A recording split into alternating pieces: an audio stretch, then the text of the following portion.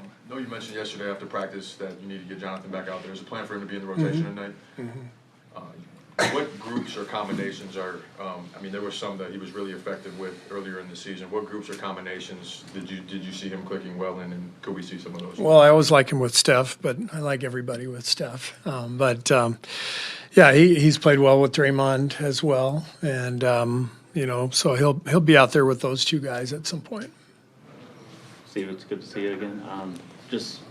You've talked about this a few times, so I don't want to belabor it, but do you feel as if Devin and Steph were cut from that same unselfish cloth, and just what does that do for the collective when they're like that? Yeah, I mean, my experience coaching Devin in the Olympics was fantastic. I mean, just his selflessness and ability to take on a role that is a little different from his normal role with the Suns, and showed his versatility, his defensive prowess, and just a great guy to communicate with every day. I really, really enjoyed coaching him.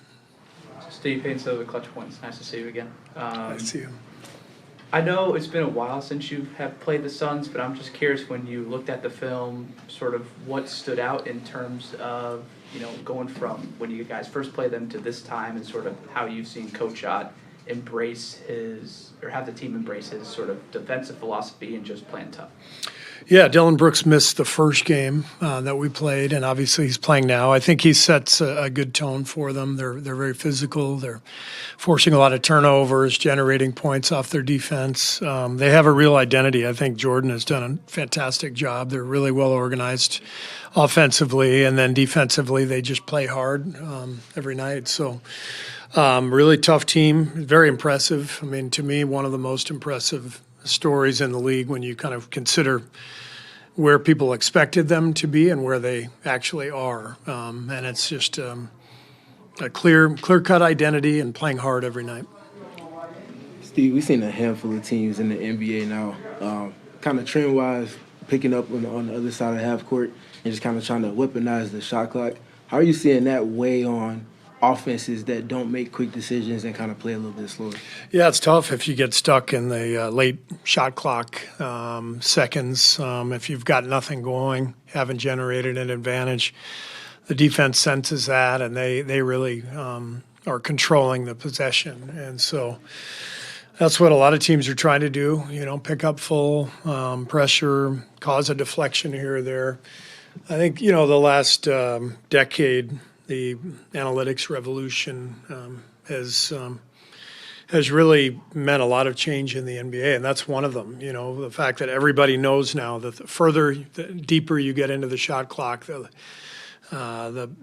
more inefficient your points per shot, points per attempt become. Everybody knows that now. I think Mike D'Antoni was kind of on it in the beginning. Back in 05, 04, when he said 7 seconds or less. I think he understood it at the time. I think now everybody's playing fast for that reason. The quicker you get the ball up the floor, easier it is to get a shot. And the old adage, which pretty much every coach I ever had told me, was don't shoot that early shot clock three. You can always get that one later. Turned out they were all wrong. So I'm really mad at all my coaches who got upset with me for those early shot clocks. Phil got upset with you with those? Phil, Pop, all of them. It was a different era, but it's the game evolves in so many different ways, and as it evolves, you have to one thing affects another.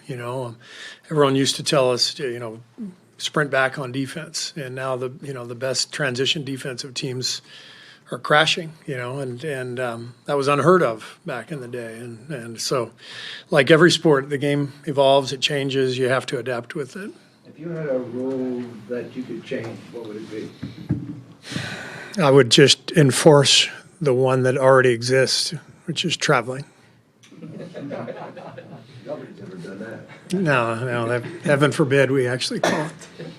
Speaking of analytics, though, we are a quarter of the way in the year. I'm just curious, over the stretch of your career, how you've been able to balance what the analytics say about a player versus what the eye test says.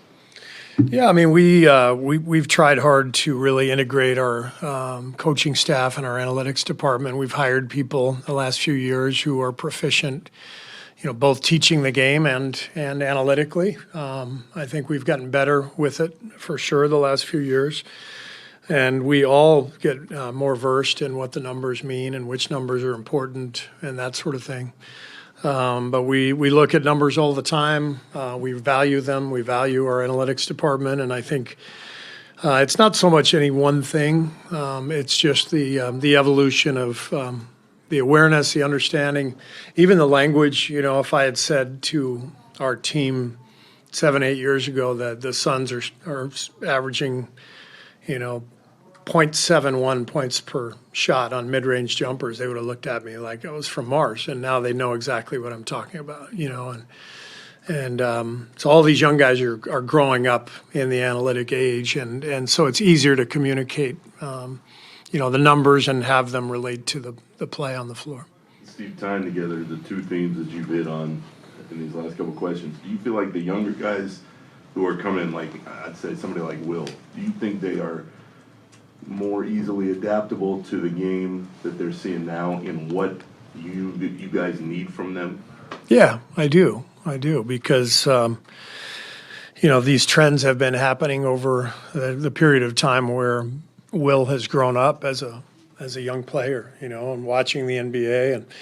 And if I put on a tape of our team from 12 years ago, I wouldn't even recognize the game.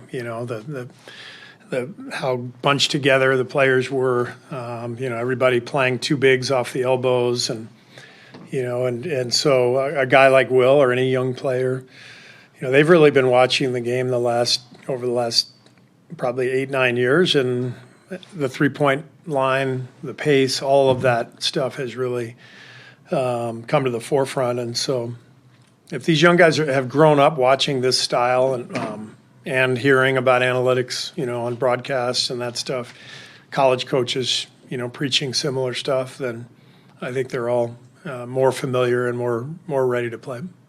Steve, how have you seen the other trend, tagging up, offensive rebound process, defense transition? How have you seen that kind of maybe keep teams from leaking out in transition and kind of playing into the part we brought up earlier about slowing teams down and trying to weaponize the shot clock? So how have I seen like it? Tagging up for teams when they're putting up shots, kind of slowing defense down from getting into transition after rebounds. So I'm sorry, slowing down the slowing teams down that the are opponents, actually crashing. Slowing down the teams that are trying to leak out. That are trying to leak out. Yeah. Well, there's a good balance of kind of when to crash, and if you try to crash on a layup or a floater, and there's a guy leaking out, it's probably going to be a layup. If a guy leaks out and there's a three, usually a long rebound, we're willing to take some chances and crash on those cases. So, and it's been a process for our team and for our staff to understand. The old days, if a guy leaked out and he got behind you and he laid it in, immediate timeout, you yell at the rest of the team, and it's not that way anymore because you're banking on winning more battles than you're losing when you're crashing. And so if you do give up a layup, but you get 2 extra possessions, and on one of those possessions you make a three, then you win, and then so it's just a math equation. But there is a very uneasy feeling about giving up, over the top layups for sure. We were talking to Al this morning, and he's obviously frustrated. He's not out there. How much have you had to kind of just talk him through, you're going to be all right, your time's still going to come, because he's so used to not only playing, but playing at a high level and helping a group win?